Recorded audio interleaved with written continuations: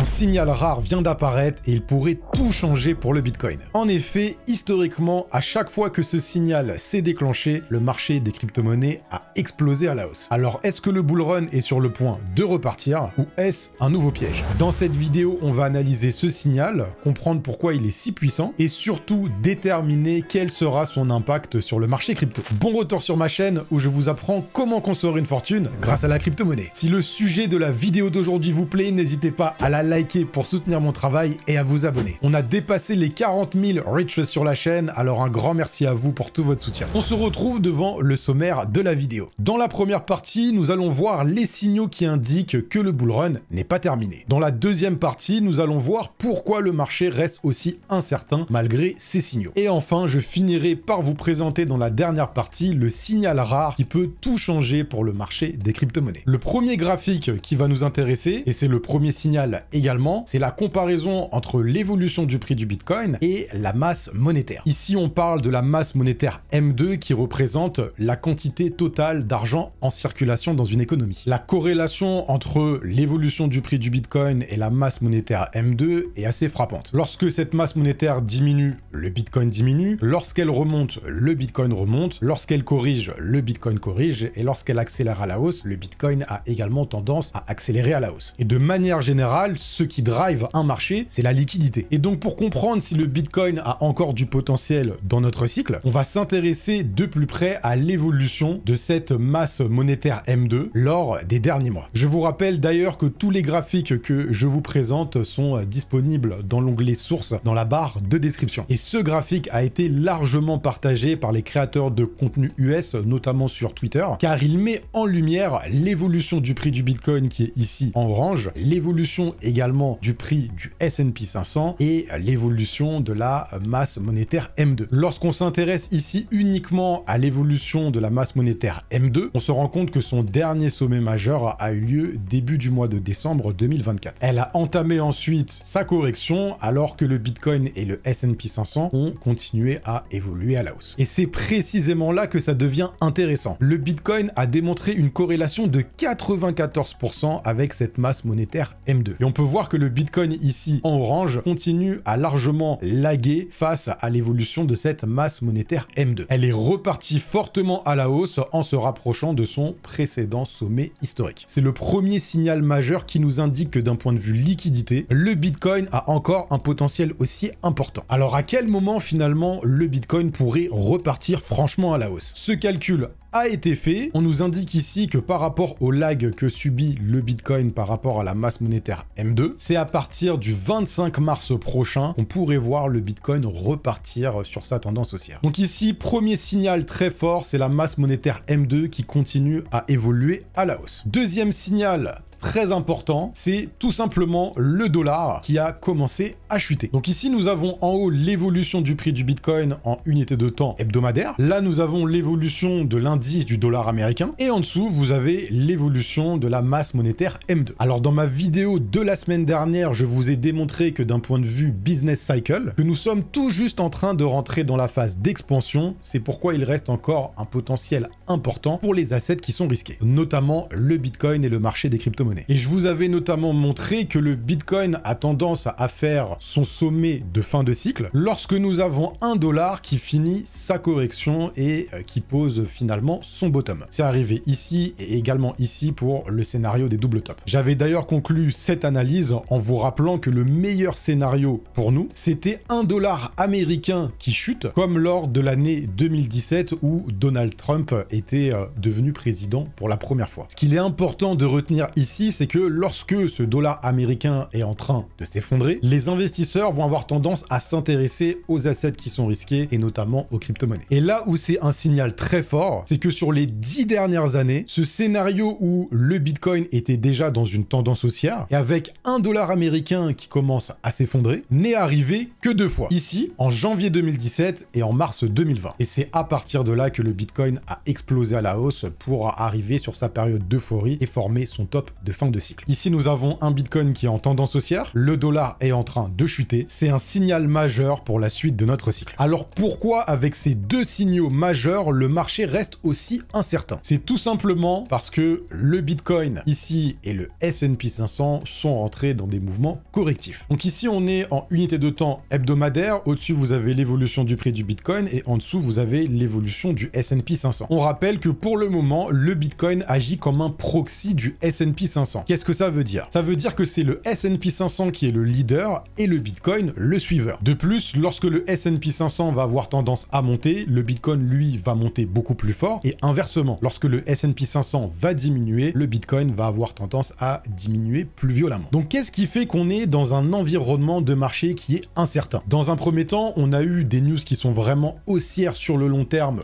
pour le Bitcoin et le marché des crypto-monnaies, notamment cette réserve stratégique aux États-Unis qui a été validée. Et maintenant, depuis plusieurs semaines, peu importe que les news soient bonnes ou mauvaises, le marché du Bitcoin et des crypto-monnaies de manière générale continue à corriger. Et depuis le début de notre cycle sur le Bitcoin, il a eu tendance à faire des phases de consolidation, puis d'accélération haussière, pour entrer ensuite dans une nouvelle phase de consolidation avant de repartir à la hausse. Donc là, on est dans cette phase de consolidation depuis la fin d'année 2024. Et ce qui inquiète ici, c'est effectivement la cassure que le Bitcoin est en train de connaître. Effectivement, si le Bitcoin ici n'arrive pas à conserver cette zone de consolidation, on peut s'attendre à avoir un Bitcoin qui revient chercher du coup le niveau ici des 73 000 $. J'ai déjà partagé le scénario baissier lors de ma dernière vidéo. Donc si vous ne l'avez toujours pas vu, je vous invite à la regarder. Maintenant, ce qui va m'intéresser, c'est le S&P 500. Le S&P 500 est également dans une zone de consolidation et ce qui inquiète, c'est qu'il puisse perdre justement cette zone de consolidation. Puisque là, effectivement, on est sur une structure où on fait des plus hauts qui sont toujours de plus en plus hauts, avec des plus bas qui sont également toujours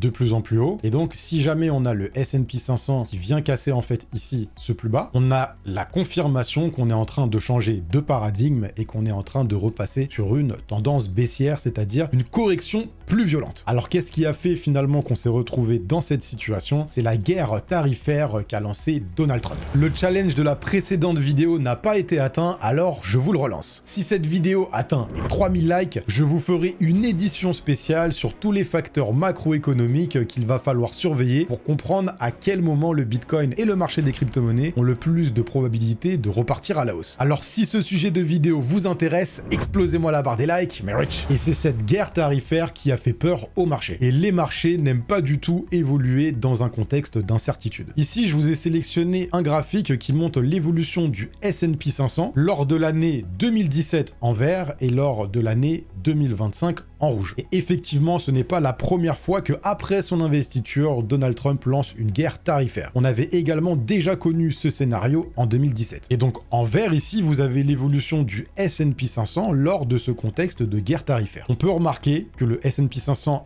a connu une chute avant de rebondir lors du mois de mars, deuxième partie du mois de mars, pour repartir sur un nouveau plus haut historique et finalement continuer sa tendance haussière le reste de l'année 2017. Donc pour le moment, en 2025, le S&P 500 est en train de suivre un pattern similaire. Nous verrons donc dans les prochains jours et prochaines semaines lors de ce mois de mars si finalement nous allons suivre la trajectoire que nous avons déjà connue lors de l'année 2017. Et ce qui est vraiment fou, c'est qu'on est quand même proche du plus haut historique sur le S&P 500 et également sur le Bitcoin. Et ce graphique nous montre que d'un point de vue peur de marché, nous sommes arrivés à un niveau de peur dans le marché qui est plus bas que la crise du Covid-19, de la crise des subprimes et également lors de la bulle Internet au début des années 2000. Et il est donc bon de rappeler que plus les marchés ont peur, plus on est proche finalement de continuer à monter donc sur le S&P 500 et donc globalement sur les assets qui sont risqués. Comme le témoigne ici l'évolution du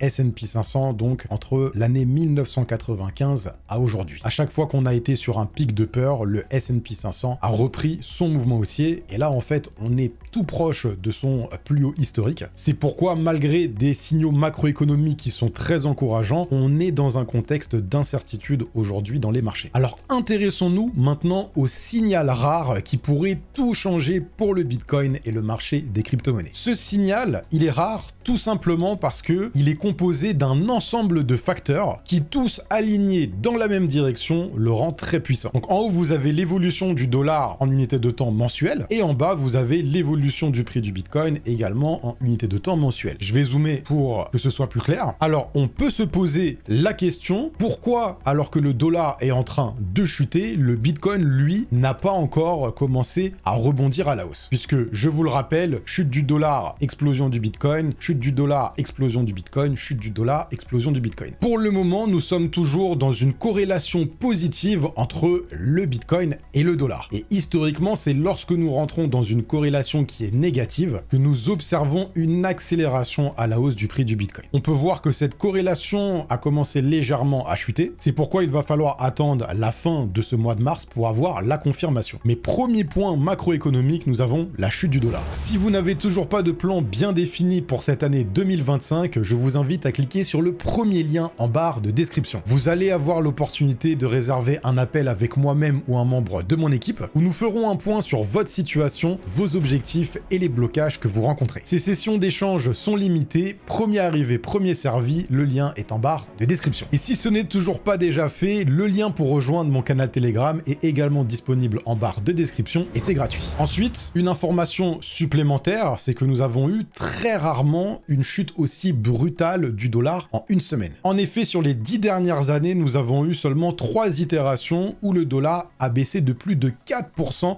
en une semaine. Et regardez ensuite l'impact que nous avons eu sur le Bitcoin. C'est pourquoi cette 4e itération cette semaine est très importante. Autre point majeur, nous avons, donc d'après Trueflation, l'inflation US qui a chuté drastiquement et qui se retrouve aujourd'hui à 1,37%. Alors, une inflation qui chute aussi rapidement, c'est inquiétant, mais ici, je vous ai sélectionné un tweet justement de Trueflation pour nous expliquer quels sont les éléments qui font qu'aujourd'hui, cette inflation a chuté aussi drastiquement. On a l'information que les coûts des transports, donc notamment les coûts d'essence, se sont stabilisés. Le marché de l'énergie est également devenu plus stable. Le marché de l'immobilier a également connu quelques ajustements, avec notamment l'augmentation des loyers qui est devenue plus modérée. Et on a 2 autres éléments de la supply chain et également du comportement des consommateurs. Et donc pourquoi finalement tous ces éléments sont importants? Parce qu'une inflation qui diminue nous rapproche finalement des baisses de taux d'intérêt directeurs aux États-Unis. Alors je rappelle que en fin 2024, les attentes étaient d'avoir plusieurs baisses de taux d'intérêt lors de l'année 2025 et lors de la dernière réunion FOMC de l'année 2024, on a eu l'information qu'on allait plutôt avoir une voire 2 baisses de taux d'intérêt directeurs pour cette année 2025. Avec cette annonce, on s'est mangé d'ailleurs une belle correction et il y a encore quelques temps, on était sur un scénario où cette année, les attentes étaient de une seule baisse des taux d'intérêt directeur. Donc ici, vous avez toutes les prochaines dates des réunions FOMC qui vont nous donner l'information si nous allons avoir une baisse ou non des taux d'intérêt directeur. On va à la dernière date de l'année 2025, donc le 10 décembre 2025, et on remarque qu'en termes de probabilité, la plus haute est à 31,9%, ce qui nous donne par rapport à aujourd'hui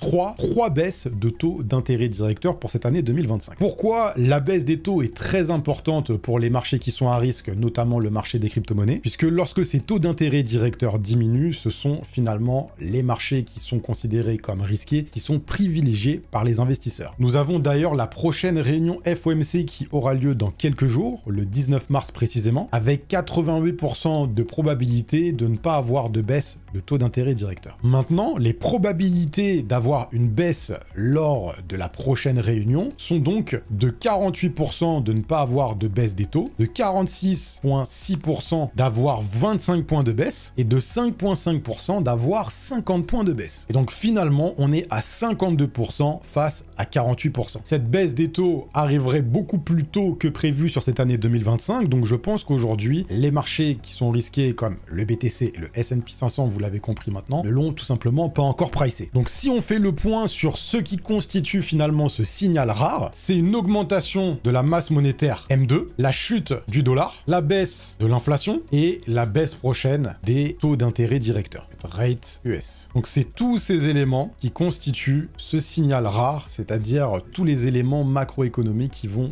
dans le même sens pour les assets qui sont risqués. Et donc justement, si on a un BTC qui a une bonne probabilité de continuer son cycle haussier, c'est-à-dire de nous faire ici un mouvement de continuation haussière, il faut rappeler que le marché des altcoins a tendance à exploser à la hausse à partir du moment où le Bitcoin a fini sa correction après avoir fait un nouveau plus haut historique. Donc ici, effectivement, on avait fait un plus haut historique très tôt lors de notre cycle, mais on peut considérer ce mouvement comme étant le mouvement qui a vraiment réussi à casser le précédent plus haut historique qu'on avait connu lors de l'année 2021. Quand on s'intéresse d'ailleurs au marché des altcoins, d'un point de vue structure, on se retrouve sur un fractal qui était similaire à celui du précédent cycle, donc c'est pour ça qu'on est vraiment sur un timing qui est déterminant pour la suite de notre cycle. Donc voilà les éléments que je voulais vous partager dans cette vidéo. Je pense que ce mois de mars nous apportera beaucoup de réponses pour la suite. J'espère que cette vidéo vous aura apporté la valeur que vous recherchez. Nous, on se retrouve la semaine prochaine pour une nouvelle vidéo, mais d'ici là, restez rich!